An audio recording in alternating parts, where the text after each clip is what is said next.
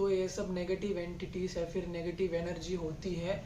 अभी भी मैं आपके साथ इनके बारे में बात कर रहा हूँ। पिछले वीडियो में मैंने मेरे स्पिरिचुअल एक्सपीरियंस आपके साथ शेयर किए थे।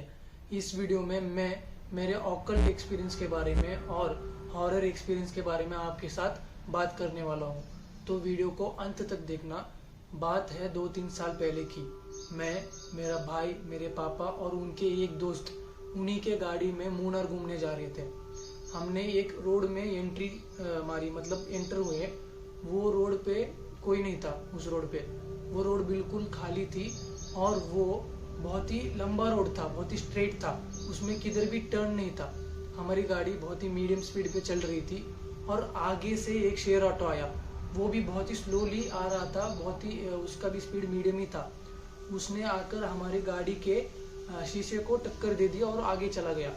जैसे ही हम लोग नीचे उतरे और पीछे मुड़कर देखते हैं तो वो शेयर ऑटो गायब था। अभी वो रोड भी इतना छोटा नहीं था और ऊपर से उस रोड में टर्न भी नहीं थे। और वो शेयर ऑटो वाला अगर उस शेयर ऑटो के टॉप स्पीड पे भी जाता तो वो हमें कहीं ना कहीं दिख जाता, लेकिन जैसे ही हम नीचे उतरे तो वो गायब। अभी वो उस समय हमें समझ में नहीं आया। हम लोग गाड़ी में बैठे, हमारे जो पापा के दोस्त थे उन्होंने इस चीज़ का जिक्र किया, लेकिन हमने टॉपिक चेंज कर दिया। उस समय मुझे इन सब चीज़ों पर विश्वास नहीं था, लेकिन कुछ अजीब ज़रूर हुआ था, ये मुझे पता है। उसके बाद मैं मेरे घर पे मेडिटेशन कर रहा था और मेडिटेशन करते वक्त मन ही मन मैं मंत्र जप करता हूँ। और एक दिन जब मैं मेडिटेशन कर रहा था, मन ही मन में मंत्र जप कर रहा था, तब मुझे ऐसा फील हुआ कि हमारे घर में कुछ नेगेटिव एनर्जी है। तो मैंने मंत्र जप को बढ़ाया, उसका लेवल बढ़ाया, तीव्रता बढ़ाई, मतलब उच्चार नहीं कर रहा था, मन ही मन उसको बढ़ा रहा था। तो मुझे ऐसा फील हो रहा था कि वो नेगेटिव एंटिटी अपने आप ही दूर चली जा रही है घर से, ऐसे बाहर जा रही है, ऐसा फील हो रहा था। अभी ये मुझे फील हुआ। मैं उसी दिन उस चीज़ को मेरे भाई के साथ उस चीज़ के बारे में बात की। मेरे भाई ने बताया कि समझो अगर आज मैंने उसके साथ बात की, कल रात को उसको स्लीप पैरालिसिस हुआ था। अभी जिनको पता नहीं है उनको बता दूं, स्लीप पैरालिसिस का मतलब हम सोने के बाद हमें सपना आता है और सपने में हमारे साथ सब कुछ होता है और रियल में हमारी आंखें खुली होती है, लेकिन हम कुछ कर नहीं पाते। हमारा शरीर पूरा जाम हो जाता है, हमारे हाथ नहीं हिलते, पैर नहीं हिलते, हम बात भी नहीं कर पाते। तो इससे स्लीप पैरालिसिस बोलते हैं। तो मेरे भाई के साथ भी ऐसा ही कुछ हुआ। उसको बहुत ही डरावना सपना आया था। वो कुछ किसी को पता भी नहीं पा रहा था। मैं उसी के पास सोया था, लेकिन उसे बोलना भी नहीं आ रहा था। मुझे भी वो बता नहीं पा रहा था उसके साथ क्या हो रहा है, मुझे वो जगा भी नहीं पा रहा था। तो उसके साथ बहुत ही डरावना सपना हो रहा था और वो कुछ कर नहीं पा रहा था। उसने राम जी का नाम स्मरण किया। वो भी जैसे जैसे उस मंत्र का जाप कर रहा था, उसका लेवल बढ़ा रहा था, तीव्रता बढ़ा रहा था, वैसे वैसे वो बुरी एंटिटी दूर जा रही थी हमारे घर से। वैसा उसे फील हुआ और उसने भी यही चीज़ मुझे बताई। तो ये तो कोइंसिडेंस हो ही नहीं सकता। मुझे भी वही चीज़ फील हुई। वैसा करने के बाद वो बुरी एंटिटी बाहर जा रही थी, उसने भी वही चीज़ फील की और वैसा करने के बाद वो बुरी एंटिटी बाहर जा रही थी। आपको और एक इंसिडेंट बताता हूँ। इस चीज़ को होकर 2 महीने भी पूरे नहीं हुए। अभी इससे पहले मैं पुणे में रहता था और वहाँ पर मैं मेडिटेशन करता था। मैंने कहीं सुना था कि रात को मेडिटेशन नहीं करना चाहिए, फिर भी मैंने जानबूझकर मेडिटेशन किया रात को।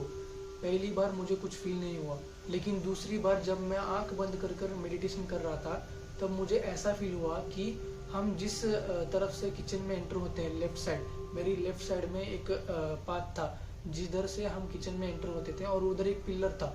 तो उस पिलर पे मुझे कुछ डार्क कलर का कुछ फील हुआ। मैंने उसे देखा नहीं, मेरी आंख बंद थी, लेकिन मैंने फील किया। तीसरे दिन मुझे ऐसा लगने लगा कि उधर किसी लेडी का मर्डर हुआ है, और तीसरे और चौथे दिन में थोड़ा मुझे डिटेल में पता चलने लगा कि उस लेडी का रेप भी उधर हुआ था। अभी ये सब हमें मन ही मन बहुत सारी चीज़ें होती रहती है, लेकिन इतना डिटेल में कुछ ज़्यादातर आता नहीं है। अभी इसे भी मैंने ऐसा अवॉइड किया। उसके बाद मैं रात को मेडिटेशन ही नहीं कर पा रहा था। मुझे ऐसा लग रहा था कि कोई चीज़ मुझे ऐसे दबा रही है, मेरे सिर को भी ऐसे बहुत ही हेवी फील हो रहा था। और उसके बाद में मैंने रात को मेडिटेशन बंद कर दिया। उसके बाद में मैंने ब्रह्म मुहूर्त में मेडिटेशन करना चालू कर दिया। फिर भी मैं ब्रह्म मुहूर्त में मेडिटेशन कर नहीं पा रहा था, क्योंकि मुझे फिर से वही फील हो रहा था। पहले तो मैं लाइट बंद करके भी मेडिटेशन कर लेता था, लेकिन ब्रह्म मुहूर्त में भी मैं लाइट चालू करने के बावजूद मेडिटेशन नहीं कर पा रहा था। मुझे बहुत ही अलग फील हो रहा था। और उसके बाद मुझे ठीक से रात को नींद भी नहीं आती थी। जब मैं स्ट्रेट सोता था तब मैं ठीक ठाक सो लेता था, आधी अधूरी मेरी नींद होती थी।